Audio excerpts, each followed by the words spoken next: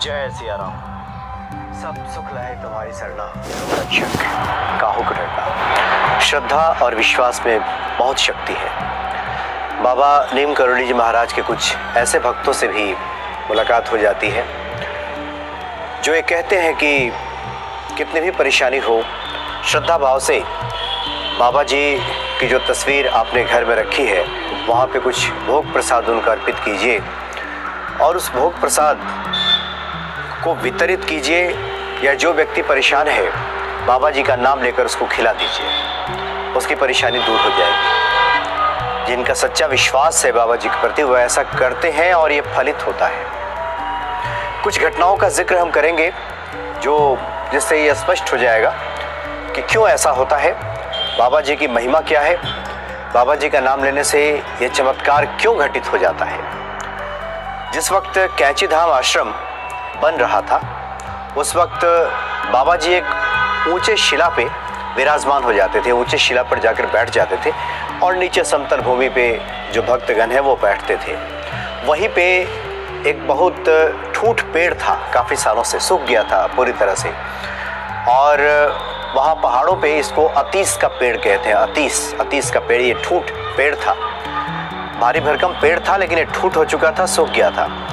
तो भक्तों ने बाबा से कहा कि इस पेड़ को कटवा दिया जाए, क्या पता कहीं आंधी वांधी आए और ये गिर जाए तो नुकसान हो सकता है, इसलिए इसको कटवा दिया जाए।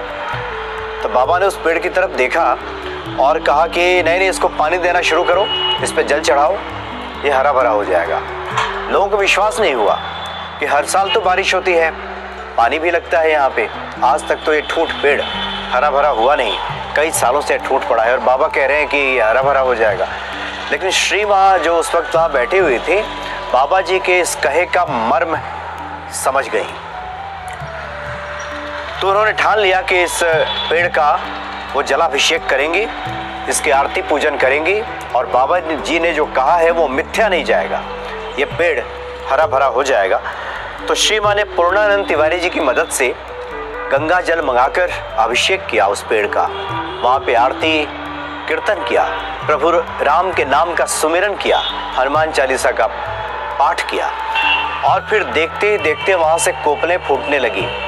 कुछ ही दिनों के बाद वहाँ पे कोपलें फूटने लगी, नई नई पत्तियाँ आने लगी और वो पेड़ हरा भरा हो गया। और बाबा जी का जो सिंहासन चबूतरा है वहाँ कैंची धाम में, बताया जाता है कि ये वही पेड़ है जो पूरी तरह से छाया किए हुए है। जो पेड़ कभी ठूंठ हो गया था, सूख गया था, बाबा जी की ऐसी कृपा कि उसमें हरियाली आ गई। तो जो लोग समझते हैं कि जीवन में बहुत परेशानी है, उन परेशानियों का अंत नहीं हो सकता, अब तो सब कुछ समाप्त हो गया, अब तो कुछ बचा ही नहीं है, उनको इस घटना से प्रेरणा लेनी चाहिए और बाबा जी के प्रति विश्वास रखते हुए श्री हनुमान जी की शरण में जाना चाहिए, हनुमान चालीसा का पाठ करना चाहिए और राम नाम का संकीर्तन करना चाहिए। जीवन में भी हरियाली आ जाएगी। जीवन में जो सूखा पड़ा है वो सूखा जाता रहेगा और बाबा जी ऐसी कृपा करेंगे कि वहाँ हरियाली आ जाएगी। एक और घटना का हम जिक्र करते हैं। बाबा जी उस वक्त नैनीताल बजरंगगढ़ में थे वहाँ पे, और वहाँ पे मनोरा के जंगल में थे उस वक्त। मनोरा का जंगल, अचानक वहाँ पे आग लग गई। देखा गया कि जंगलों में जैसे आग लगती, आग लग गई। बाबा जी वहाँ बैठे थे। बाबा जी अचानक कई बार बच्चों की तरफ प्रसन्न हो जाते थे। वो कहने लगे कि आग लग गई, अब तो पूरण की नौकरी गई। पूरण चंद जोशी जी भी वहीं बैठे हुए थे। उस वक्त वो फॉरेस्ट विभाग में ही नौकरी करते थे, वन विभाग में। तो अब जंगल में आग लग गई है तो बाबा ने कहा कि अब तो पूरण की नौकरी गई। बाबा अपने आनंद में थे, वो कह रहे थे भला बाबा के जो भक्त थे उनकी क्या नौकरी जाएगी, लेकिन बाबा ऐसा कह रहे थे। पूरण चंद जोशी जी वहीं बैठे हुए थे, उन पर कोई असर नहीं पड़ा। उन्होंने मुस्कुराते हुए बाबा की तरफ देखा, बाबा को मन ही मन याद किया, स्मरण किया। बाबा तो सामने बैठे ही थे। एक बार उनका ध्यान धरा और एक ढेला वहाँ से उठाया और ढेला को फेंका उस जंगल की तरफ, कहा कि आग बुझ जा, और आग बुझ गई। बाबा की ऐसी चमत्कारिक लीला है कि विश्वास के साथ अगर कुछ भी कोई भक्त कह दे तो पूरा हो जाता है। एक नहीं है, अनगिनत घटनाएं हैं। एक घटना का और जिक्र हम करते हैं। केहर सिंह बाबा जी के बड़े अनन्य भक्त हुए। केहर सिंह जिसे कहकर के बाबा नीम करोली जी महाराज ने जगदीश चंद्र पांडे जी को उनके यहाँ फार्म हाउस में नौकरी लगवा दी।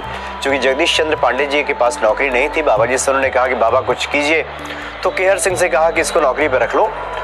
हालांकि जगदीश चंद्र पांडे जी बाद में बिरला कॉलेज जो नैनीताल का है वहाँ पे प्रोफेसर बने बाद में, लेकिन पहले वो केहर सिंह जी के फार्म हाउस में नौकरी करते थे। गन्ने का वहाँ सब गन्ना लगा हुआ था, चारों तरफ गन्ना ही गन्ना। एक बार वहाँ पांडे जी टहल रहे थे तो दूसरे खेत में आग लग गई और उसके बाद हवा का रुख भी केहर सिंह के खेत की तरफ था, यानी इधर भी आग फैल ही जाती और आग जब लग जाती गन्ने के खेत में तो लाखों का नुकसान हो जाता।